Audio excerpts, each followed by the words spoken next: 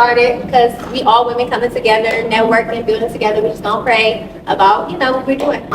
Yes.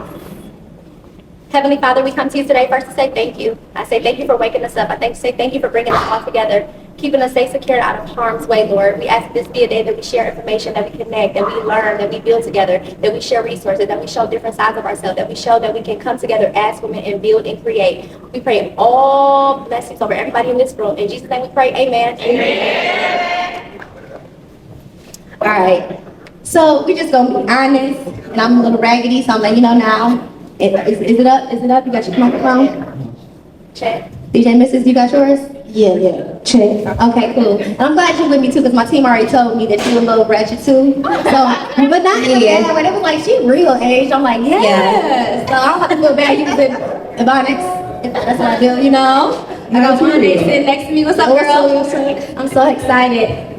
So first I just want to kind of introduce everybody that's sitting at this table with me today. We'll start over here. Go ahead. Tell us a little bit about yourself, who you are, and what you got going on. Hey, y'all. Hey. I'm DJ Mrs. I'm a DJ of 9 years. I work for Z1079, but I'm also a part of the syndicated nighttime hip-hop show, the first one in radio history, called Posted on the Corner. So I do the trending on the timeline, and I also mix every night at 8 o'clock, and I just recently moved to Atlanta. I've been out there for about a year and some change now, but Cleveland will always be my home.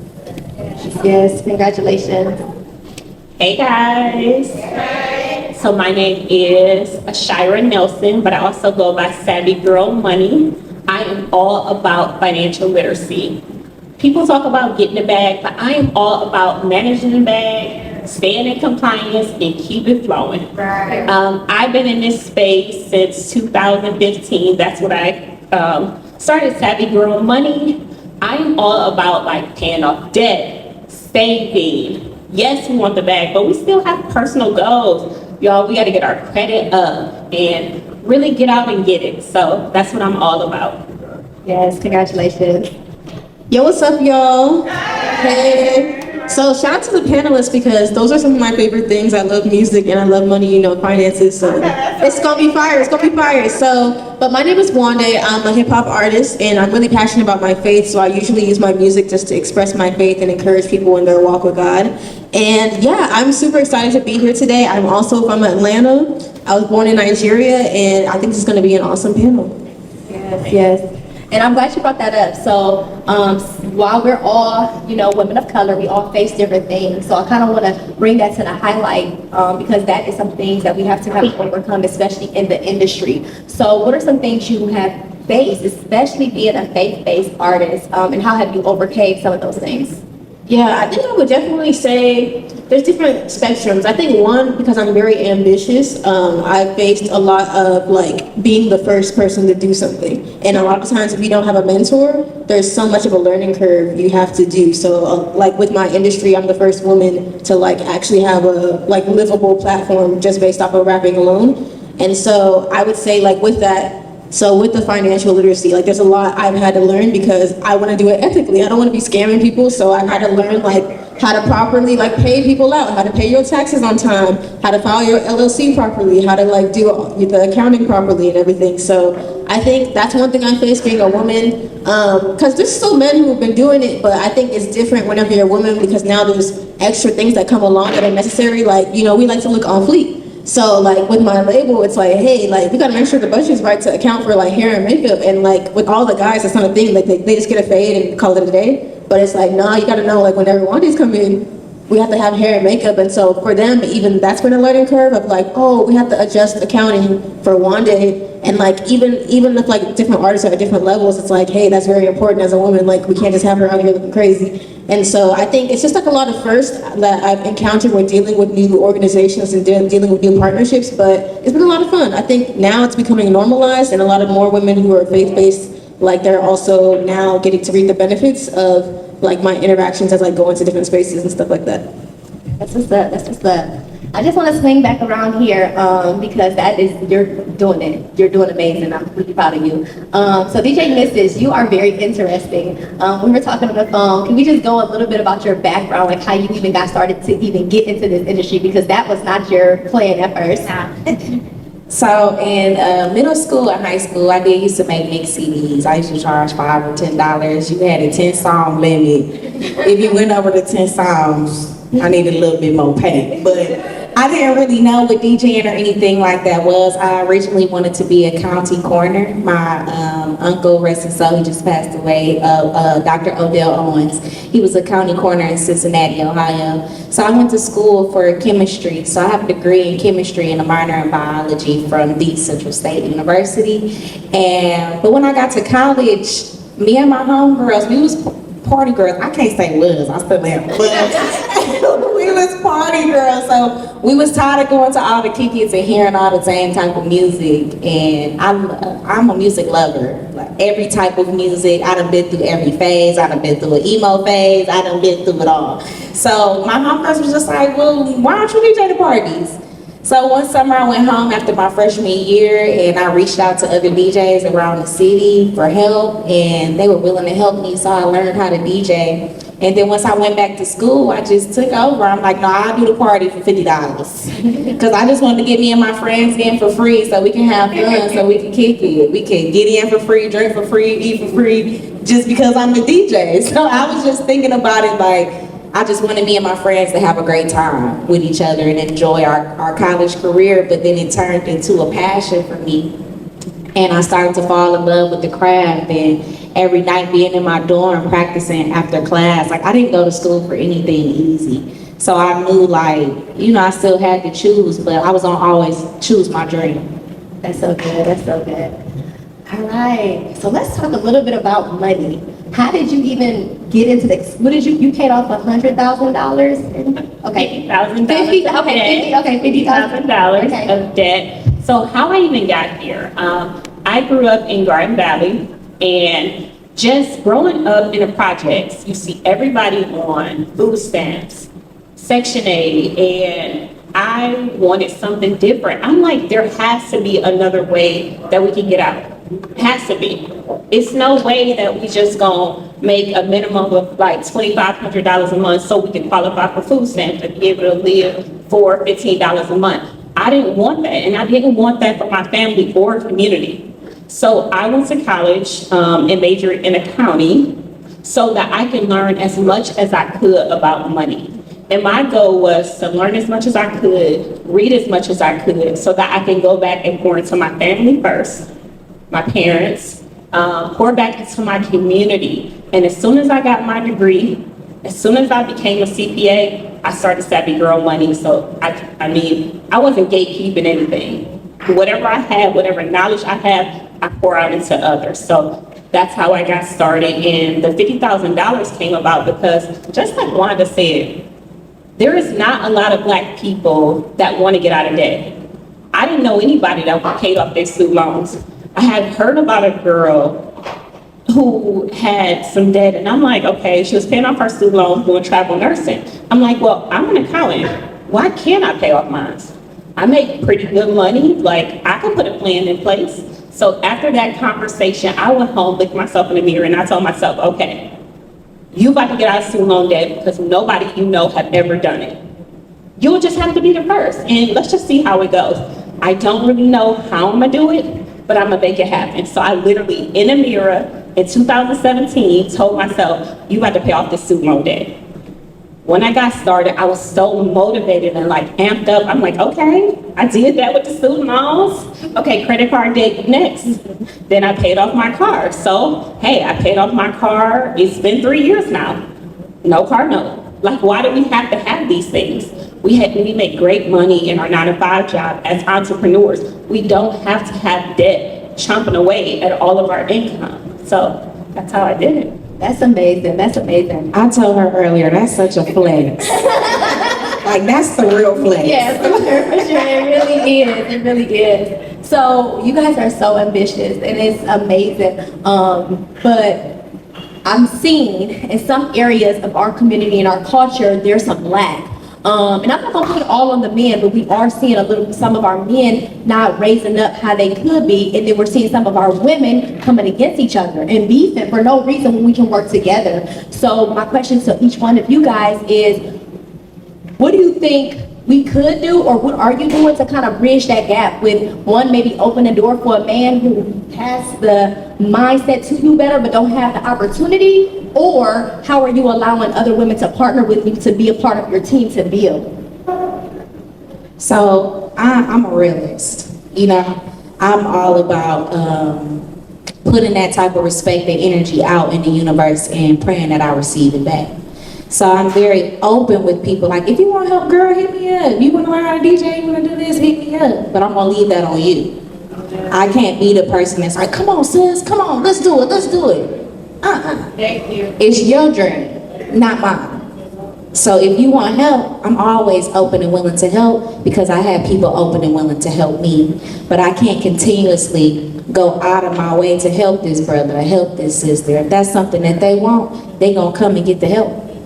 So it's just, I try to keep that door open, but I just can't go and find them anymore, because I found myself trying to do that and ending up on the short end of the stick and not being happy, or looking for them like, damn, I looked out. Why they ain't come look out for me? Or why they ain't come support me at my kicking, and I sat 3 hours teaching this person how to DJ or giving this person advice on the phone.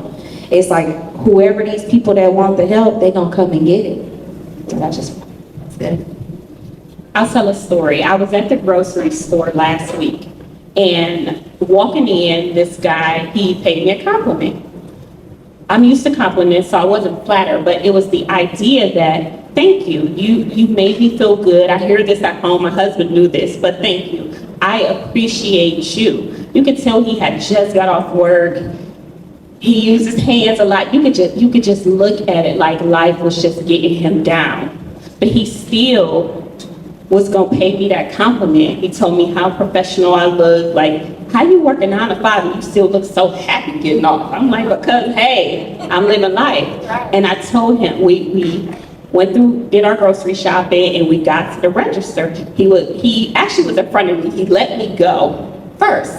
And I said, you know what? Put his on mine. And she was like, what? And he was like, no, what? Like he was literally flabbergasted that I even said that. He said, what do you, like, why would you do such a thing? You didn't even know how much my stuff was. Well, actually I do, I kind of counted yours. I'm an accountant still, so I did. But I wanted to let you know that I respect your hustle, that there are women out here who wants to help you. I'm married, I'm not looking for a man, but I can still quarantine you, tell you, go, good job. That one little, you can tell, the whole world was like he couldn't even process like someone doing something so nice for him, like this small gesture. Like he's like he couldn't even speak. He couldn't even believe it. But it's just, I agree, but I still want to pour into me and let them know, like, I appreciate you. This small gesture, just keep doing your thing. Just a small act of kindness. Yeah, that's good.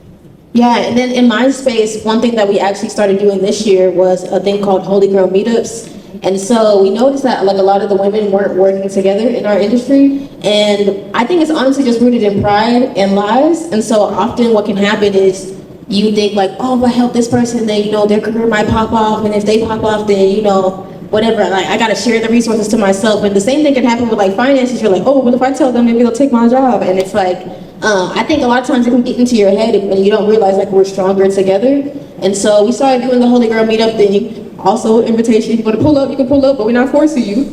But we started inviting people to come over, and we just started making content together, and we started educating people. So like anything that I've learned about how to edit content and promote your music, like I'm teaching all the other girls. I'm really big on like learning how to record yourself, so that way you don't have to pay for studio time every 10 minutes. So I also have been teaching some of the girls how to record themselves and like ways that they can like get equipment and stuff like that. And so that's one way that we've been able to like just come together as women and like pour into each other. And it's really cool because now it's like a whole community of us, and it's like, dang, like why didn't we talk to each other before this year? Like that's crazy. And so I think it's been really beautiful just seeing how much more powerful it is together. And it's been so much fun too, because we've been having events like all March. A lot of us had birthdays and stuff, and so we've been supporting each other's events, pulling up, rapping each other's songs, stuff like that. And so it's been a fun time. That's good. That's good. So, I want to talk a little bit about how we get into this industry and what it looks like when we're in the industry. Now, I know a little bit, you started a podcast, is that correct? And you had some dope people on there. So to even get into that space, what did that look like? How did that even come about? So I would say more so with Posting on the Corner, me and Incognito, that's the main host of the show, we were blessed enough for Radio 1 and Reach Media to give us the opportunity for a podcast, but we use a lot of the content that we do for Posting on the Corner on there. But just being able to be in these rooms with these different people and getting to experience them and hear their stories is for sure, like, it's mind-blowing. And I love Cleveland to death, but people really don't come through here how I feel like they should. You know, I tell people, this is the blackest place in Ohio. Like, if you want to kick it in Ohio, go to Cleveland. Right. So it's just a true blessing. But I can say getting in this industry and being in it, especially as a black woman, it's hard. Like, I wish it was all unicorns and rainbows, but it's been times where I'm doing interviews and I keep everything so professional, but certain artists still want to try their hand when they leave or shoot that DM or kind of make you feel a little like a piece of me. Yeah, yeah. Even if you're not giving off that energy, it can be very difficult, but I feel like at the end of the day, it's just all about how you carry how you carry yourself and the respect that you have for yourself. But everything that goes on with the podcast, I can just say that it's just truly a blessing. Just to be able to talk to Lil Baby, be able to talk to Anaya, be able to talk to all these artists, and it's mind-blowing to me still, because I never thought, being from Cleveland, Ohio, that I would get that opportunity. That's good. And then how about you, Wande? Just being in the industry, being faith-based, and just making a name for yourself. You're really popping. Michelle Obama shouted you out. Like, that was super dope. Like, come on, First Lady. So how do you feel about everything? What are some challenges you faced, just being in the industry and trying to break through and be Nigerian as well? Yeah, I would definitely say, like any artist, like it's definitely hard just to break through, especially because we're in a social media age, so like people are just overstimulated all the time. So I think it's really important just to stay like true to who you are and stay true to like your quality and stay true to like just being consistent. But I would say the way I was able to like kind of break through to where I am today is by just being consistent. I think a lot of people neglect that aspect, but like being consistent, continuing to push and continuing to post, continuing to be a good person. I think the combination of those things all work out and align if you're putting out a quality product. So I would say like now, okay, people can come to my social media, right? And they'll be like, oh, I actually can see your music. I can actually see your catalog on Spotify. I can actually see like what you're up to. And then on the in-person side, whenever I do events, I try to do a good job and everything. So from there too, people experience me in real life. And then they're also able to like just different industry connects be like, oh, I can vouch for Wande. I really mess with her. And so I think they all come together in terms of like, if you put all those things together, then eventually it'll work out. Like if you're putting out a good thing and like it's your purpose, what the Lord is calling you to do. And then I would just say being faith-based, I just try to stay authentic to who I am and just encourage people everywhere I go, share my faith. So you can see it on my socials as well. I'm really like unapologetic about my faith. You can see it in my music. I talk about it openly. I'll post encouraging videos occasionally as well. And so I would just say the biggest thing you can do for whatever your dream and whatever your aspect is be consistent and put out the best quality as possible. And just eventually things will work out and you'll meet the people you need to meet. That's good. That's good. And then you, I mean, I could be wrong, but I feel as if you may be in an industry where it is kind of male dominant, and probably even predominantly white as well.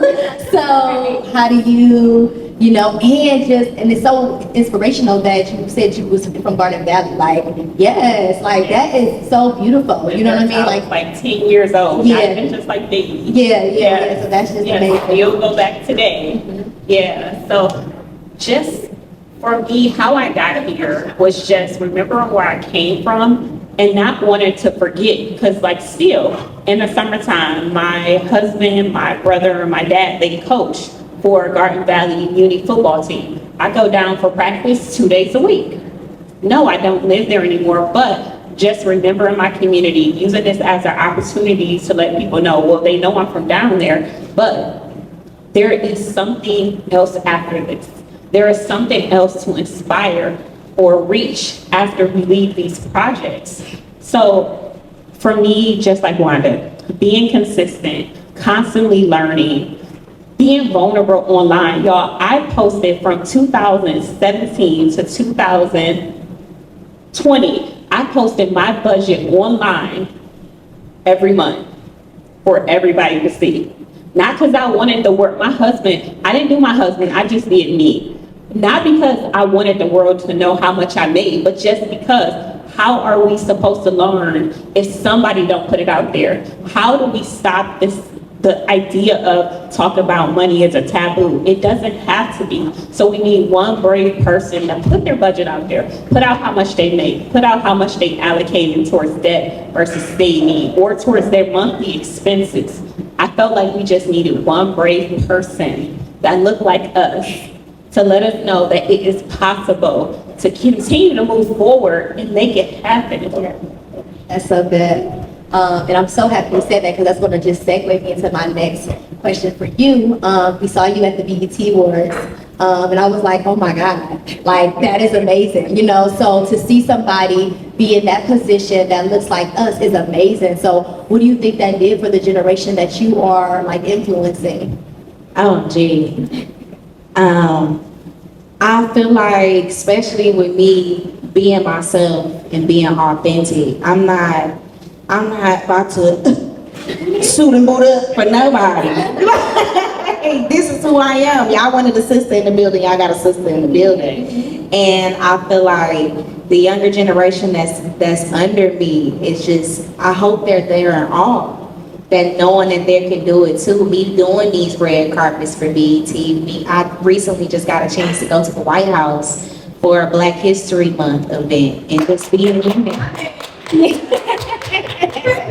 I just recently got to go to the White House and just to be around all of the Black caucus, just being able to be a girl from Cleveland, Ohio that literally used to fight everybody for not liking her. And I'm looking at myself walking through the White House. It's just like, I hope that little boys and girls are looking at me like, wow, I can do this too. And I made it here without having to kiss ass. I made it here without having to sleep with somebody. I made it here being myself.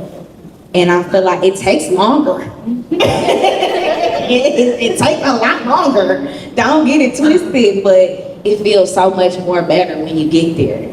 Not switching up for nobody. So I hope that the younger generation can see like, oh, I can be authentically me. I don't have to change my accent. I don't have to do that. Every time I come in the room, people are like, where you from? Cleveland. Immediately. So I hope that they can look at me and be like, I could be myself. I could do what I love, do what I want to do, and still be in these rooms and shake hands with these people that everybody deems important. Yeah, for sure. So good. So happy for you.